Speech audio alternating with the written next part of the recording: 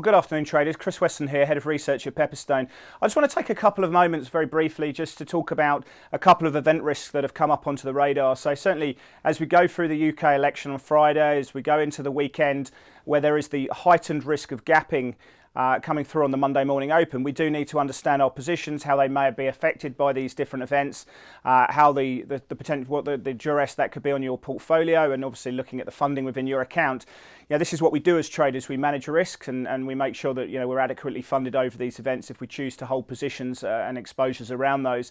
But with those events in question, certainly the UK election, obviously if we do see a hung parliament, there could be some decent downside in the pound. The market's been running with a very strong sterling position for a while, in the sense that they've been expecting a decent majority for the Tory party. If we get a hung parliament, there's going to be a lot of uncertainty around that, and you could see some downside there. But I think that event is very idiosyncratic to the pound, and also to an extent what's happening in the FTSE or the UK 100, and I think that will probably spill over into some of the European indices.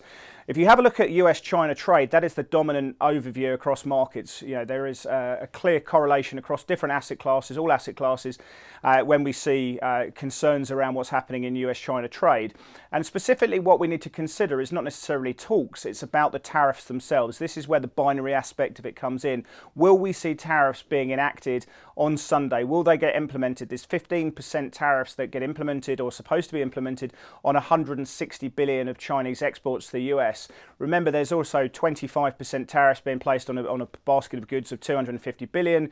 We've recently seen tariffs of 15% on 110. So this new tariff, which will affect more sort of consumer-based goods, is expected to go in on Sunday. The question is, will it, or will we actually see this being postponed, perhaps past the Chinese New Year on the 25th of January? The market is strongly of the belief that we will see this suspended and pushed out into the new year. And if we take a step back, markets have been quite joyous on the idea that we have seen a number of central bank actions. Certainly we've seen aggressive rate cuts, not just from the Federal Reserve, who've cut their Fed funds rate 3 times, but also from other global central banks as well. We've also seen liquidity coming into markets, with the Bank of Japan, the ECB and the Federal Reserve expanding their balance sheet at around 100 billion a month clip at the moment. That excess liquidity is obviously being considered to be a positive for markets as well. And actually what we're seeing is it's starting to resonate in economics. If you look at the Chinese credit impulse, that started moving into positive territory for the first time since 2017. Global manufacturing's backing expansion. If you have a look at the new orders subcomponent of the likes of the Taiwanese or the South Korean manufacturing numbers, again they're starting to inspire a little bit there. And there's a number of other data points we can focus on. The world is sensing that we could be seeing a somewhat better economic development in 2020 based on these central bank actions. What we don't therefore need to see is a situation where we're back again talking about recessions based on the idea of a deterioration in the 2 biggest economies and the trade talks there. And of course, if we do see these 15% tariffs going in, it would be a fairly symbolic gesture to the Chinese, who would obviously then look to retaliate.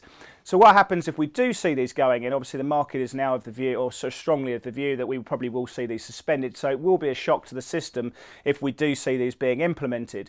So how do markets trade on the back of that? Well, the first one in the market, of course, which will be open, will be the currency market. We'll be looking for strength straight away in the Japanese yen and also the Swiss franc. Dollar yen will probably fall 50, 60 pips, perhaps even more. The idea then that the Federal Reserve will probably look to stimulate again and go past these insurance cuts and look to cut rates probably in the months ahead will obviously weaken the US dollar, specifically against the yen and against the Swiss franc, where rates markets don't open for a little bit of time, but we're expecting a strong bid to come in the front end of the curve and also in the rates market there as well. We'll also be focused very much on what happens on the open and dollar CNH, the offshore Chinese yuan. One suspects that we'll see a fairly strong weakening of the Chinese yuan in that situation. Of course, if tariffs are suspended, you may see some relief coming through in the Chinese yuan, and dollar CNH may actually fall a little bit, and that promote a better bid coming through in the Australian dollar. But I think, as our guide on Monday morning, while you might not see such aggressive moves, you want to keep an eye on dollar CNH. I think that's going to be your litmus test in terms of FX markets. But one suspects implied volatility will rise. The yen and the Swiss franc will do quite nicely.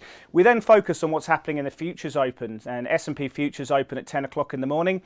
We'd expect those probably to open 2 to 3% lower, but sort of finger in the air sort of stuff. But I'd imagine the markets would see that coming under pressure. We also see globally. SPI futures in Australia, one suspects they'll be down pretty hard to the tune of sort of 2.5% in that situation, because markets are quite joyous. And does this change the situation? You've got to look at order book dynamics and the market psychology.